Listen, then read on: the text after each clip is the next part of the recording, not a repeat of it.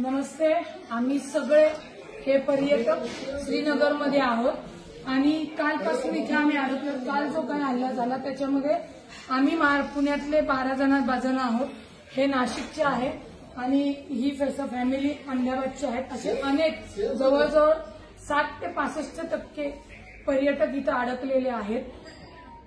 कालचा हल्ला झाल्यानंतर आणि बातमी आल्यानंतर सगळे प्रचंड घाबरलेले आहेत. मला प्रशासनाला एवढंच सांगायचं की कृपया इथनं विमानाची सोय तातडीने करावी. आमच्यासोबत एक टुरिस्ट इथले आहेत की ज्याप्रमाणे हल्ला झाला म्हणून आम्ही सगळे भयभीत झालो, पण इथल्याच टुरिस्ट लोकांनी या नाशिकच्या फॅमिलीला स्वतःच्या हे ते आहेत भैया, आपका नाम क्या है? आदिर भैया म्हणून आहेत. हे यांचे ड्रायव्हर आहेत इथले पर्यटन टुरिस्ट पर्सन.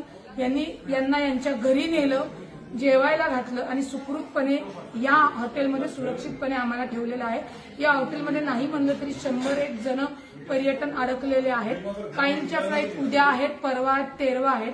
परंतु आजच ही सगळी मंडळी इथनं सुखरूपपणे विमानतळावरून स्वतःच्या घरी गेली पाहिजेत. कारण का किती जरी सांगितलं की मिलिटरी रस्त्यावर आलेली आहे तरी कोणीही फिरण्यासाठी आता इथं तयार नाहीयेत. आणि हे जे काही टुरिस्ट ऍक्टिव्हिटी आहेत यांनी जी काही मदत केली यांना ती शब्दात सांगू शकत नाही. कारण का हे रडायला लागलेले आहेत, कारण यांचा धंदा पूर्णपणे बुडालेला आहे. इथं कोणी आता पर्यटक येणार नाही. त्यांनी गाड्या वगैरे सगळ्या लोनवरती घेतलेल्या आहेत आणि अक्षरशः रडतायत की आता यांच्यापुढे बेरोजगारीचं खूप मोठं संकट आलेलं आहे. इथून पुढे यांना कुठलाही व्यवसाय मिळणार नाही आणि यांच्यावर खूप मोठी बेरोजगारी येणार आहे. ज्यांनी कोणी हा हल्ला केला असेल तर अत्यंत दुर्दैवी आणि अत्यंत निंदनीय. आप भी बोलिए, क्या बोलना है आप? ये जो भी हुआ बिल्कुल अनफॉर्चुनेट एक्ट है, होना नहीं चाहिए था. वो तो वहाँ पे मासूम बच्चे थे फैमिलीज के साथ, वो तो यहाँ पे वेकेशंस के लिए आए थे, हमारे साथ यहाँ एंजॉय करते थे, अपना भी घर चल रहा था, वो भी एंजॉय कर रहे थे. यहाँ की मोस्टली जो इकोनॉमी है इसी टूरिज्म पे डिपेंडेंट है.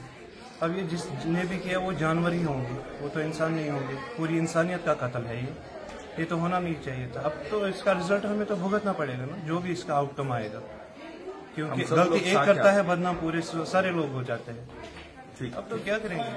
आमचं महाराष्ट्र सरकारला, कर्नाटक सरकार असेल, सगळ्या स्टेटला लोकांना विनंती आहे गव्हर्नमेंटला की तातडीने विमानांची एक्स्ट्रा विमानं अवेलेबल करून आम्हा सगळ्यांना इथनं सुरक्षितपणे आपल्या आपल्या राज्यात घेऊन जावे आणि लवकरात लवकर ती हे करावी. मी महाराष्ट्राचे उपमुख्यमंत्री अजितदादा, केंद्रीय मंत्री मुरली अण्णा यांच्याशी संपर्क करून इथे जेवढे पर्यटक आहेत त्यांच्याशी बोलून आजच्याच त्याला हलवण्या माझ्या फॅमिलीसह ही सर्व पर्यटन ही माझी महाराष्ट्राची फॅमिली इथनं हलवण्याचा प्रयत्न करतोय.